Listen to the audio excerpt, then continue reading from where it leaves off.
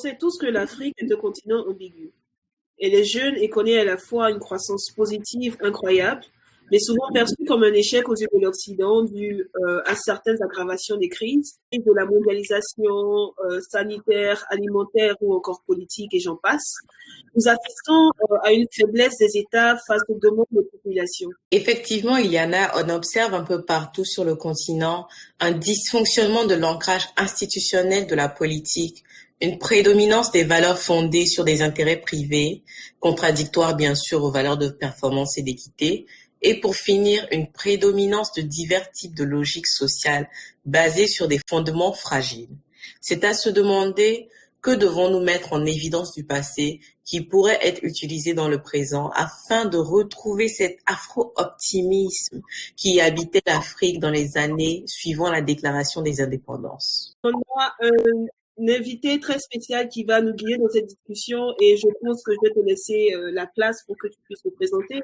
C'est vrai que je le considère comme un mentor car il m'a poussé à avoir une pensée critique afin de voir au-delà de cette vision soi-disant utopique de l'Afrique qui nous a été vendue sinon forcée à avaler. Titulaire d'une maîtrise de lettres modernes de l'Université de Dakar et d'un PhD de l'Université d'Illinois, notre invité est un historien, réalisateur, écrivain, producteur et un professeur de français et de littérature africaine à Mount Holyoke College. Admirateur puis ami proche de Ousmane Sembène, il est considéré comme le spécialiste mondial de son œuvre et auteur de sa biographie officielle. Vous pouvez vous familiariser avec ses différentes œuvres, soit le documentaire Sembène en collaboration avec Jason Silverman. Je pense qu'il est important de préciser un truc. Il faudra préciser que le film a été finaliste pour la Caméra d'Or en 2015 au Festival de Cannes. C'est bien ça. Donc, ou encore, vous pouvez vous familiariser avec ses écrits avec, pour exemple, une conscience africaine. Donc, sans plus tarder, c'est un plaisir pour nous de vous présenter notre invité, Dr. Samba Gadjiko. Merci beaucoup. Tout le plaisir est pour moi. C'est toujours, bien sûr, à la fois un plaisir et un défi de répondre aux questions de la jeune génération concernant l'avenir de l'Afrique. Nous avons tous pris cette mauvaise habitude de parler de l'Afrique comme s'il s'agissait d'un village et pas un continent avec 55 États, des cultures très très diverses, des langues très très diverses. Mais cela étant dit, je crois qu'il y a un dénominateur commun entre tous les pays africains au sud du Sahara, c'est d'avoir connu, si vous voulez, la longue nuit de l'esclavage, qui a amputé l'Afrique de dizaines de millions de braves valides du continent. Ensuite, on a connu le cauchemar colonial et maintenant nous traversons ensemble ce que nous appelons le mirage de la mondialisation. Cela dit, oui, c'est vrai que l'Afrique est comme tous les autres continents, il me semble que c'est ce qui fait notre particularité. Alors, je crois que Hélène, vous me demandez ce qu'on pourrait puiser du passé pour pouvoir nous réinventer. Je crois que c'est là une question centrale parce que ce qui est sûr, vous avez d'une part ceux qui prônent l'idée qu'il faudrait retourner au passé, d'autres qui disent qu'il faudrait tout balayer. Moi, ma conviction, c'est que le passé ne reviendra jamais et que l'Afrique reste à inventer. Mais cela dit, il ne faudrait pas jeter le bain. Il ne faudrait pas jeter le bébé avec le bain du bébé. Je suis convaincu qu'il y a beaucoup d'éléments de notre passé que nous pourrions utiliser pour entrer en dialogue avec d'autres modernités. Je vous donne un exemple. Vous avez parlé, je crois que c'est Liana, vous avez parlé des différentes crises que traversent nos pays africains sur le plan institutionnel.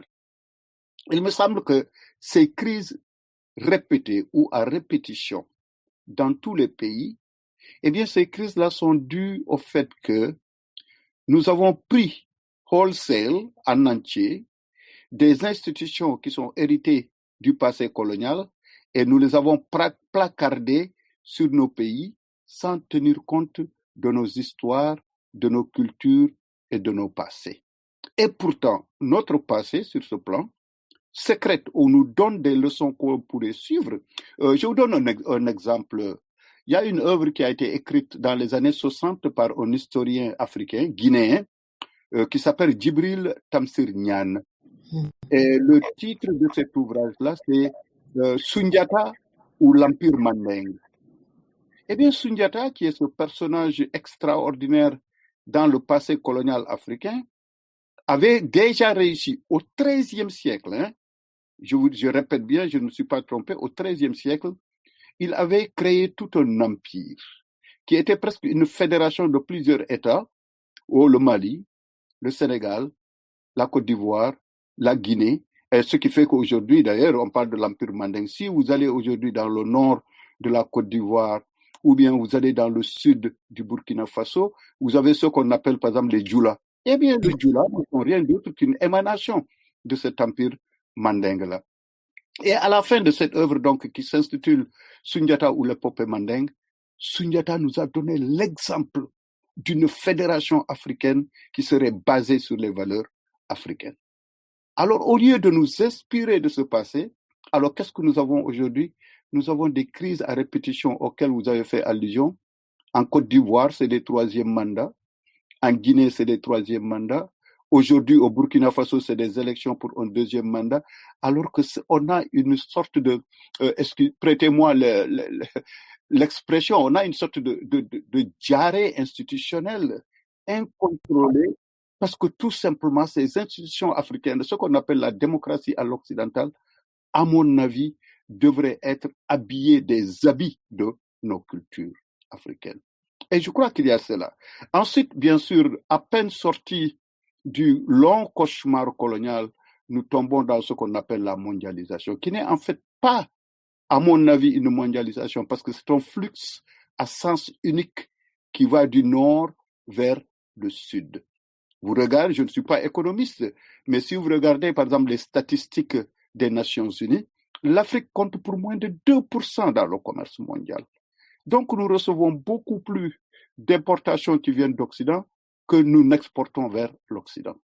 Tous les jours en Afrique, surtout votre génération, nous par exemple notre génération, on revenait de l'école, il y avait la mère, il y avait la grand-mère, il y avait le village, il y avait les contes, il y avait les légendes.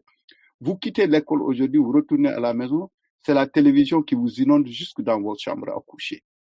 Donc, il me semble que c'est cette sorte de crise de valeur, le vide qui a été laissé par notre passé n'ayant pas été comblé par la génération de nouvelles valeurs. Évidemment, ces valeurs-là, nous les empruntons ailleurs et ça fait l'absurde. Si vous prenez le toit d'une case et que vous le mettez sur une autre case de dimensions différentes, certainement vous produisez une monstruosité. Donc, d'une manière générale, à mon avis, voilà la radioscopie de nos situations. Évidemment, la situation est beaucoup plus complexe, mais d'une manière schématique, il me semble que c'est là notre problème. Au lieu de nous tourner vers les traditions de nos arbres à palabres, d'inventer nos propres institutions, non, nous avons nos présidences, nous avons nos assemblées nationales, nous avons nos conseils économiques et sociaux, etc., etc. Toutes alors des institutions qui ont été prises, empruntées ou qui ont été forcées pendant la période coloniale et que nous continuons à pratiquer sans réflexion aucune, par forme de ce que j'appellerais une paresse intellectuelle en fait. Je suis tout à fait d'accord avec vous, docteur Gadjigo, sur le point de mondialisation et cette nouvelle forme de colonialisme, de colonialisation. Donc du coup, j'aimerais savoir, pensez-vous que le mot indépendance a gardé sa définition quand on voit les événements, enfin, l'évolution des événements de 1960 à 2020? Mais moi, j'ai une manière très, très simple, très prosaïque de définir l'indépendance. À ce niveau, je suis resté, si vous voulez, au niveau de l'analyse de ma grand-mère. Pour savoir aujourd'hui, à Abidjan, si vous êtes indépendant, regardez à votre bol quand vous êtes en train de manger à midi. Voyez, est-ce que je ne sais pas moi, est-ce que les produits qui sont dans votre bol sont des produits que vous avez importés ou bien c'est des produits que vous avez cultivés localement? En tout cas, nous, sur le plan du Sénégal, le riz, nous l'importons. Nous cultivons l'arachide, mais l'huile, nous l'importons. La tomate, nous en cultivons, mais quand elle est finie sous forme de concentré, nous l'importons. Donc, quand un peuple importe tout ce qu'il consomme et ne consomme rien de ce qu'il produit, c'est ma définition même du manque d'indépendance et du néocolonialisme. Si vous prenez par exemple aujourd'hui, je ne connais pas très bien la Côte d'Ivoire, mais je crois pouvoir m'aventurer à dire que l'électricité que vous consommez n'est pas produite par une compagnie ivoirienne. Les robinets, l'eau qui vous vient dans les robinets, il y a 60% de chances que la compagnie qui contrôle l'eau en Côte d'Ivoire n'est pas une compagnie créée par des Ivoiriens autochtones. À partir de ce moment, je crois qu'il y a bien lieu de se poser la question à quoi sert l'indépendance et c'est quoi l'indépendance? J'aimerais revenir sur un point que vous avez soulevé, c'est les valeurs, la crise de valeurs.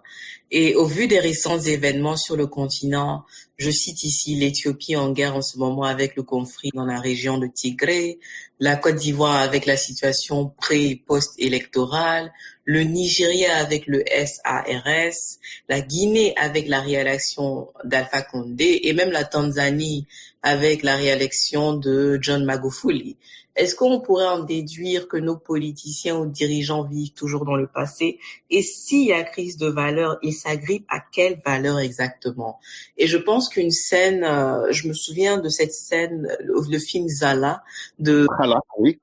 Ousmane Sembène, et je pense que c'est l'entrée où on voit les politiciens séparés du peuple et on voit la mallette d'argent maintenant qui arrive et le mot, je pense que la phrase qui a été dit, c'est la modernité ne veut pas dire oublier l'africanité, c'est bien ça? Oui, c'est bien ça, oui. Mais écoutez, moi je crois que j'allais dire que nous avons les dirigeants que nous méritons, mais je crois que c'est un peu trop dur comme jugement. Je dirais tout simplement, comme on dit chez nous au Sénégal en Wolof, nos dirigeants ne sont ni de la viande ni du poisson. Ils sont à la fois viande et poisson. Et comme vous avez très bien dit dans le film, vous les voyez en train de clamer une modernité tous azimuts, et pourtant, dans leur vie privée, ils se tournent toujours vers les traditions. Autrement dit, ils n'utilisent pas les traditions pour avancer, mais les traditions, c'est tout simplement un recours de dernière minute quand la modernité ne marche pas. Et si vous prenez, par exemple, nos premiers dirigeants, vous avez énuméré beaucoup de pays, je suis entièrement d'accord, où il y a des crises, où il y a de la malgouvernance. J'ajouterai tout simplement le cas de l'Ouganda hier, où ce musicien opposant a été également arrêté. C'est Museveni, je crois, qu'il a arrêté. Donc, voilà, par exemple, ce qu'on appelle les pères de nos indépendances, hein, P-E-R-E-S. Monsieur le député, honorables collègues, notre action révolutionnaire n'a pas été vaine. L'occupation de cette chambre de commerce et d'industrie est sanctionnée par un texte officiel de notre guide éclairé, Père de la Nation.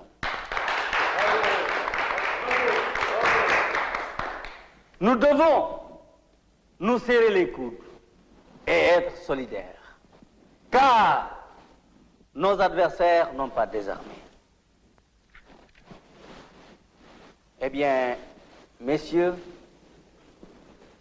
pour sceller cette date mémorable, nous sommes conviés au mariage de notre honorable collègue El Hadj Abdou Kader Bey, qui prend ce jour sa 3e épouse. La modernité ne doit pas nous faire perdre notre africanité. Et comment? Qu'il s'agisse de Félix Houphouët-Boigny en Côte d'Ivoire, qu'il s'agisse de Léopold Sédar Senghor au Sénégal, qu'il s'agisse peut-être à un moindre degré de Julius Nyerere en Tanzanie, ou bien encore qu'il s'agisse de Kenyatta, par exemple, au Kenya. Eh bien, voilà, 80% de ces dirigeants étaient complètement pétris de culture occidentale. Je ne veux pas personnaliser les choses. Je n'ai pas un iota de racisme dans mon sang. Mais vous voyez, par exemple, la plupart des dirigeants de cette première génération, eh bien, ils débarquent en Afrique avec des diplômes français et à l'occasion une française dans le bras et ils prétendent représenter les valeurs africaines. Mais il ne faut pas se leurrer. Donc, je crois que la rupture s'est produite au moment des indépendances, ou bien au moment où on nous a fait miroiter cette indépendance. En fait, je crois que le mal a commencé depuis 1958, quand le général de Gaulle est venu en Afrique et a organisé ce référendum pendant lequel seule la Guinée a dit non à la France. Et tous les autres pays, à commencer par notre dirigeant Léopold Sédar Senghor, suivi bien sûr de Houphouët-Boigny, sont tous restés dans le giron de la France. Et le cas de Houphouët-Boigny mérite quand même une certaine insistance, parce qu'à un moment donné, Houphouët avait incarné l'idéal de l'indépendance africaine en étant l'un des premiers à créer le premier parti politique africain qui ne soit pas affilié à un parti français. C'est ce qu'on appelait le RDA, n'est-ce pas, le Rassemblement démocratique africain, dont l'un des initiateurs était Félix Houphouët-Boigny, mais qui a été créé à la rencontre de Bamako en 1946. Mais après, bien sûr, il y a un autre phénomène aussi. On ne peut pas parler de nos indépendances aujourd'hui. Justement, on parle aujourd'hui du franc CFA. Mais le franc CFA, c'est la forme d'esclavage la plus subtile qui nous a été imposée par De Gaulle depuis 1945. Et qu'est-ce que De Gaulle avait fait? Il avait vu qu'après la guerre, si vous voulez, la colonisation par l'épée n'était plus possible. Donc, il fallait changer de donne, qu'il fallait changer de paradigme. Pour continuer à contrôler nos États qui étaient sur le point de naître, ils ont appliqué la même tactique que l'Allemagne avait appliquée pendant l'occupation de la France. C'était de nous imposer une monnaie qu'on appelle le CFA. C'est le franc. Le CFA, en fait, ça signifiait le franc des colonies d'Afrique. Évidemment, qu'est-ce qu'on dit? Compagnie française d'Afrique, etc. Jusqu'à présent, nous sommes soumis à cette même monnaie-là, qui fait que nous ne contrôlons aucun de nos destins économiques, politiques et sociaux aujourd'hui. Tout est décidé à Paris. Si Macron ne voulait pas que Ouattara ait un troisième mandat, il ne l'aurait pas. Ça, c'est certain. S'il ne voulait pas qu'Alpha Condé ait un troisième mandat, il ne l'aurait pas. Donc voilà, si vous voulez, d'une manière générale et encore très très schématique, je crois que la réalité, nous ne sommes plus ancrés, nous ne savons même plus, il y a un vide de valeur. Et ces mêmes personnes qui viennent, par exemple, qui nous parlent de droits de l'homme, mais est-ce qu'il y a une plus grande violation des droits de l'homme qu'aux États-Unis? Est-ce qu'il y a une plus grande violation de l'homme qu'en France? Est-ce qu'il y a une plus grande violation de l'homme qu'en Allemagne? Dans des pays dans lesquels le développement ne se mesure pas en fonction du bien-être des hommes, mais en fonction de l'accumulation des biens matériels. Voilà ce que nous avons imité, que nous avons hérité de l'Occident et que nous avons placardé dans nos pays. Résultat, catastrophe.